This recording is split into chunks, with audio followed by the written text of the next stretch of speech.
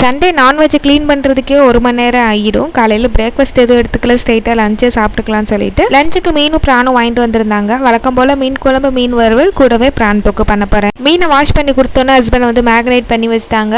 ஒரு சைடு வந்து ஒரு சட்டியில் மீன் குழம்பு, இன்னொரு சட்டியில் வந்து ப்ரான் தொக்குன்னு சொல்லிட்டு ரெண்டுமே அட்டன் டயத்தில் பண்ணிக்கிட்டு இருந்தேன்.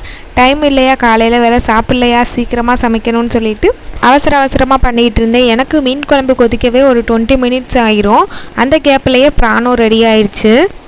ஒன்று பார்த்து வைக்கும்போது கூட டேஸ்ட்டு இந்த அளவுக்கு இருக்காது. இப்படி அவசரமாக வைக்கிறேன் அன்றைக்கி தான் சூப்பராக இருந்துச்சு டேஸ்ட்டு. ஃபைனலாக ப்ரான் தொக்கு ரெடி ஆயிடுச்சு. மீன் குழம்பு நல்லா கொதிச்சு வந்துருச்சு. மீனை ஆட் பண்ணிவிட்டு குழம்ப ரெடி பண்ணிக்கிட்டேன். கடைசியாக மீனை மட்டும் பொரிச்சு எடுத்துக்கிட்டாங்க.